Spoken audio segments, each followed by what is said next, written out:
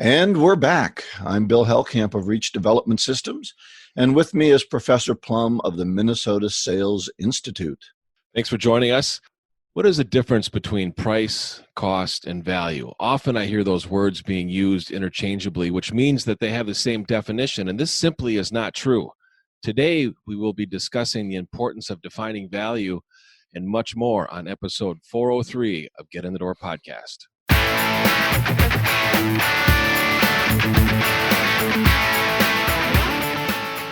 Well, thanks to everyone who's contacted us, reached out via LinkedIn for a connection, made a comment out there. We're starting to get more comments from the field. We heard from Lori in DC, and she said, I have learned a ton from these guys. Very practical with tools and tips, while also philosophical, offering the why behind their recommendations. Thank you. And she wished Steve's family well and said she missed him. So a great response. How about you, Scott? You're getting some statistics out there. Yeah, I did a search on Get in the Door podcast and found that we ranked pretty well on a few other sites, which is really nice. We ranked number 11 out of 21 by the Impact Learning Center. So we're halfway there on that one. Yeah, we're moving up. We got room to grow.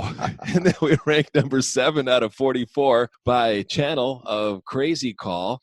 And then we also were in the top 10 by the Peak Sales Recruiting. So really grateful that we're being a contender of some podcasts related to sales, selling, and sales development. And I'll include the links of these surveys, and then people can check them out. And I want to encourage our listeners to check out other podcasts related to sales and selling. And our goal is that our listeners are the smartest, they're the most skilled, they're seasoned when it comes to learning, and they're seasoned when it comes to experience and applying what they learn. Absolutely. You need a lot of sources and compare ideas until you find something that works for you, and then you use it a lot. Next, let's talk about our book club. I think when Steve and I were doing a few books, we really engaged a lot of listeners. In fact, I was just looking at some of the past downloads, and ironically, episode 277 had over 8,800 downloads.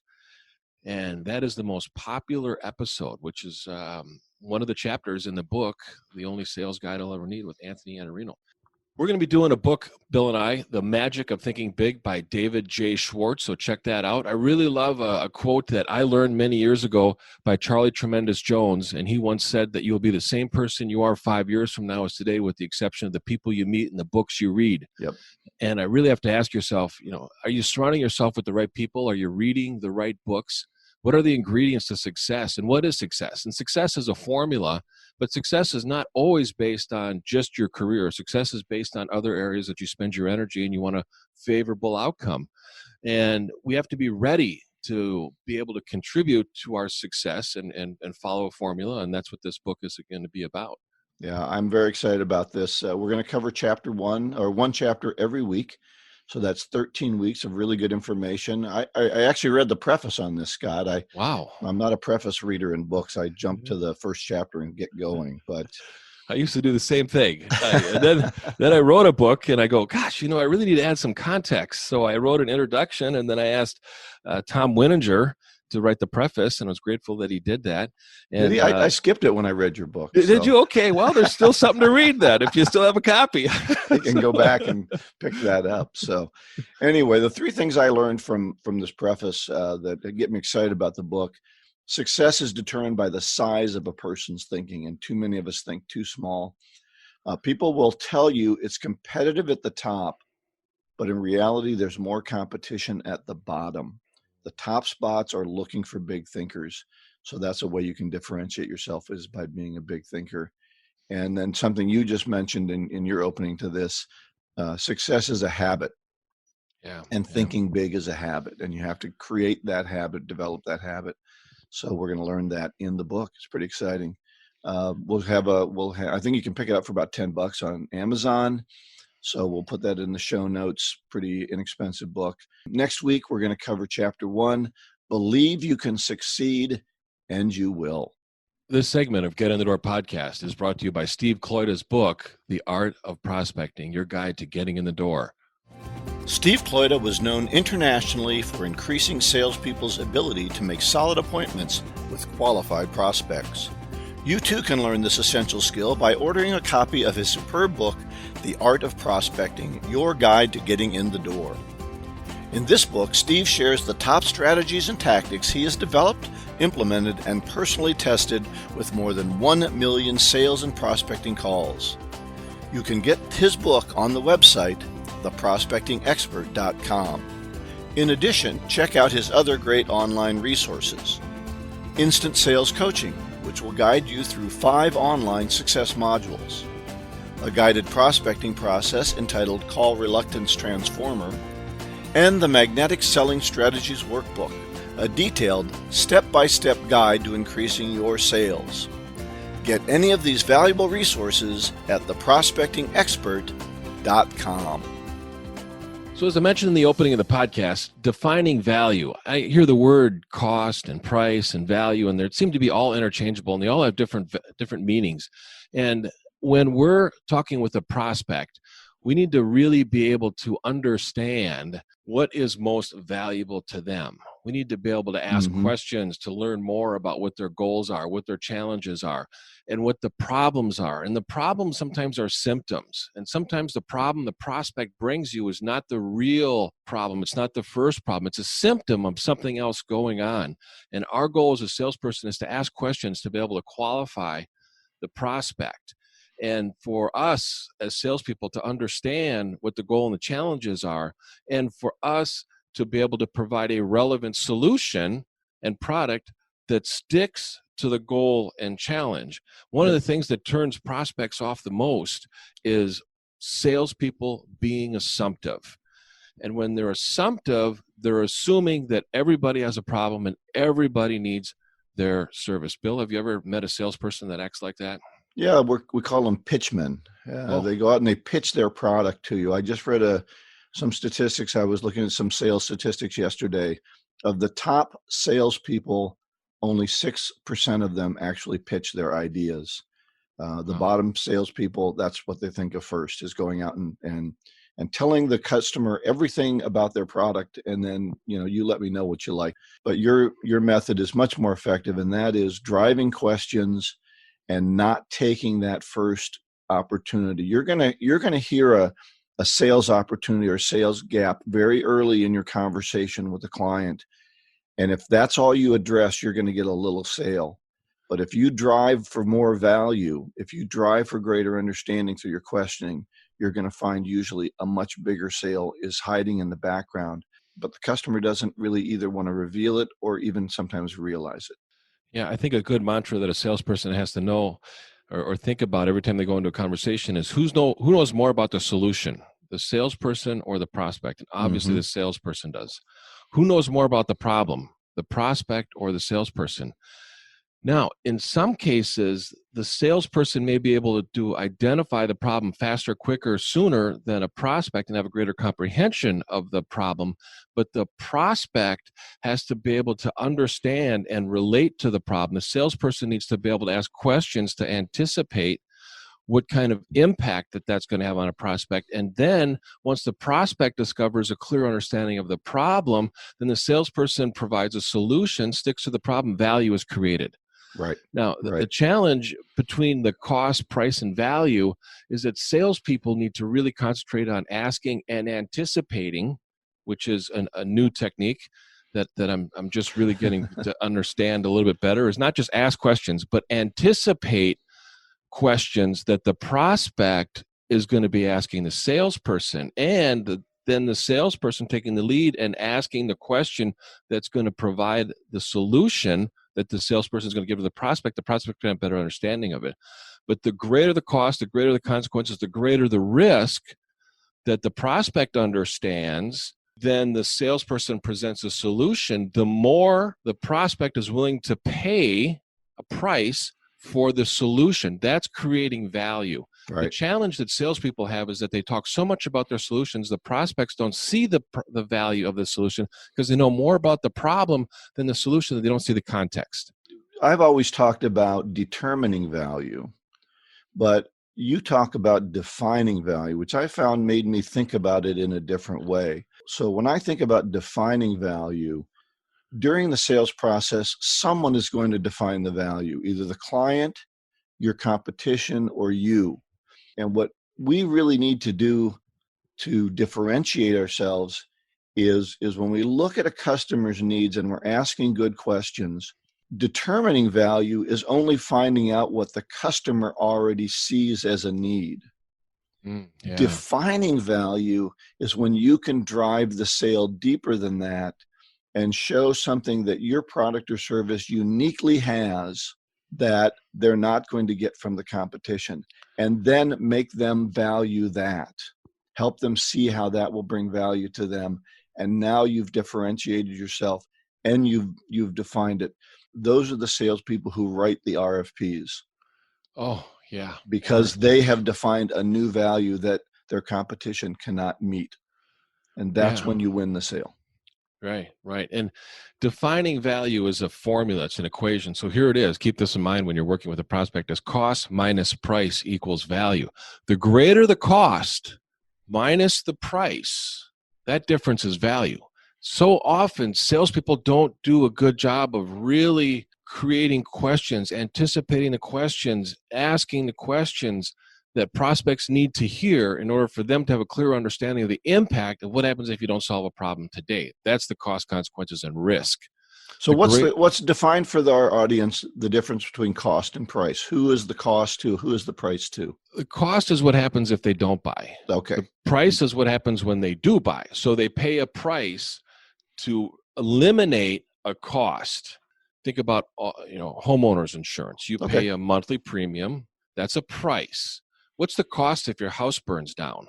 That's tremendous. What happens if you own it free and clear and there's no mortgage on it and your house burns down and you don't have any insurance? Tremendous expense, tremendous cost. When we have homeowners insurance, we're then eliminated that cost through the price of a premium. Right, as opposed to maybe $100 a month in insurance.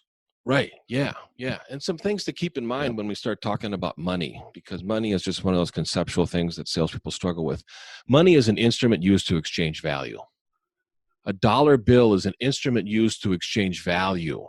So when we think about money in that term, then it becomes something that we trade back and forth. Now, some salespeople deal with budget. They always say, well, it's not in the budget. Here's the definition of a budget. A budget is a predetermined amount before a decision needs to be made. Want and need carry a different weight at that time. Then a budget starts to get reallocated. Right. And if I can create increased value, the budget can go up. Right. Yeah, definitely. Because you're providing more to me than I thought I needed. Right. And that can actually save me money, just like in your homeowner's insurance. If my house burns down, I can't rebuild that again if I don't have that insurance coverage. So the value to me is very high in having that insurance coverage. Yeah, so one thing to keep in mind is just make cost their impact, not yours. Yep. And ask questions for them to uncover that. Yeah, I think questions are the most important thing that we can do. And I find that most salespeople don't do enough pre-work. If you want to increase your sales capability, what you do before the appointment is crucial to defining value. And most salespeople have maybe 4 or 5 questions in their mind that they're going to start with. They go out and they ask those questions and they have nothing to drive depth with because they don't anticipate the answers. So if I get this kind of answer, what am I going to ask? One of the things that I teach people to do is at least have 10 questions that drive toward your value proposition. And then in that interview, see how far you can go. Sometimes the client will take you in a direction that you're not expecting, and you're going to have to punt and create some new questions in your mind. But if you've prepared nothing, you'll have 3 questions to ask. You'll get a small sale maybe, or you'll get kicked out of the office. So do that pre-work and find out what value you can help create. Yeah, sometimes that pre-work is called creating a sales plan with a prospect. And you can't script it all, like Bill said. Sometimes it gets off topic. Sometimes it goes down a different road, which is great. Again, because you want to be able to facilitate a conversation where they're going to go in their direction based on what they feel or think that a problem is. And then you continue to go with them and say, tell me more. Can you give me an example? How does that affect you? What have you tried before? So you're asking a lot of questions on do it. But the planning is most important. You got to be prepared, as Bill said. You got to be prepared. So there's a difference between a sales plan and sales planning. And planning is to be able to navigate the whole call before you even start it. And it's not an interrogation, it's a conversation. So that's great. While you prepare questions, you're not just slamming them with them. Those little questions that Scott was asking, so what does it mean? Tell me more. Can you give me an example? Those are the ways that you make it a conversation. You have to listen to their answer and then drive the importance from that answer. And sometimes that will take you off the questions that you had prepared, but allow that customer to expand upon what their needs are. Then you'll find the value that they're looking for. I just want to add one more thing, Bill. One of the hangups that I had when I first started in sales is I was always taught, ask questions, ask questions, ask questions. Yeah. I had a conceptual belief that if I asked a lot of questions, I felt like I was deposing the witness. I was deposing the prospect. And I thought, boy, if I was a prospect, I would hate to be treated like that. So I had a conceptual belief. It was a barrier that held me back from applying a technique. Once I got that barrier removed and saying, I'm not interrogating them, I'm not deposing them. My goal is to present something that's most relevant to what the prospect needs based on the time. And I need to be able to find out more information for me to put together the best proposal possible. So the technique is, if somebody's saying, why are you asking all these questions? You say, I really appreciate you bringing that up. One of the things that I would hate to do is prescribe something or present something that has no value to you, that even creates a bigger problem, because I've worked with people before, and I tell you, if the salesperson doesn't know what the real problem is, they make a bigger problem by giving them the wrong solution. I deal with that with my opening question is always something like, Scott, I don't want to presume that I know everything about what you need. Do you mind if I ask you a few questions? Nice. And I have never had a customer say, no, just give me your pitch. Oh, right. That's so true. They say, let's have a conversation. I want you to understand what I need before you start to try to give advice. So when I say defining value, I think you need to find a unique position that your competition and your customer haven't necessarily thought of. This is the true value of a consultative salesperson versus a pitchman who's just out there throwing the stuff against the wall and hoping that they have some results. Tell me when you see something you like, and then we'll talk about it. It's like going through a jukebox and flipping through all the songs. You go, I'll know what I like one, It's like, no. When I see that one I really am interested in, then I'll tell you, and then I'll buy, and I'll beg you to sell it to me. Yeah, this is like going through a catalog. And, this is not a salesperson. This is an order taker. They're sitting there going, well, tell me which ones you like and how many you want. And they don't ask any questions. Unfortunately, many salespeople, because almost all of their training is product oriented, they're like a walking, talking catalog. All they can see is things as a quick solution. Let me show you the gloves. Let me show you the ear protection, whatever it is. And they don't drive that question to the next level. Why do you need ear protection? What's the problem? What could be if you don't give proper ear protection, what could the results be for your workers? We just really need to think at a deeper level about the pain, uncertainty, and doubt, right? Yeah, right, exactly. That's what we drive the questions for, to create more value. Yeah, I noticed working with a lot of companies is they don't have sales training. They have product knowledge training. Oh, absolutely. and they call it sales training. And they do. And they call it sales training. And then when, the salespeople leave the office, their management's like, go out and get them now and charge. And then they go door to door selling, all the products that they have and all the pitching and everything. And the prospects are going, I'm not interested. Don't come in here and assume that I have a problem. No. We need to ask questions for them to uncover that and for them to discover that they have a problem. We assume they have a problem, they're going to get defensive. Yep. No, we're not going to get anywhere with it. Well, and assuming that you know more about their problems than they do. Yeah. Well, good conversation. I think that we really want to encourage people, go out, define the value that you can bring to the customer, be creative in asking good questions and learning about their needs and create new value for them. A couple of the resources that you have, are you going to link those on the website, Scott? I will. I'll link a couple of videos that I have, a blog, and I think, Bill, you've got a blog and a video related to this topic too, don't you? Yeah, one of my 2-minute selling tips is called Change the Value Proposition. So we'll link to that. And then an article, Sell What the Client Values. We'll link to that as well. So obviously, Scott and I have thought about this value question a lot because both of us have material that we've used before. So take a look at those and think about defining that proper value for your customer. So as we close up today, let's talk about our golden nugget. I brought a quote that I really love by Tim Notke. Hard work beats talent when talent won't work hard. Wow. What do you think about that one, Scott? That's a great one. It kind of reminds me of one that I've heard from one of my favorite motivational speakers, Les Brown. Have you ever heard Les Brown speak? I haven't heard him, but I've heard of him. Yeah. Oh God, he's so good. He is so good. I love listening to Les, and he'll walk on the stage and he'll pace around. And here's one of my favorite quotes from Les Brown: "If you do what's easy, life will be hard. If you do what's hard, life will be easy." And I can just see him pacing up and down the stage as he's saying that. And when I think of your quote, I think about talent and I think about strategy. And I think Peter Drucker has a great quote related to culture will eat strategy for lunch. Yeah. And we need to really create a culture of really focusing on people's talent. And the talent can be something that they're born with and also something that they learn from.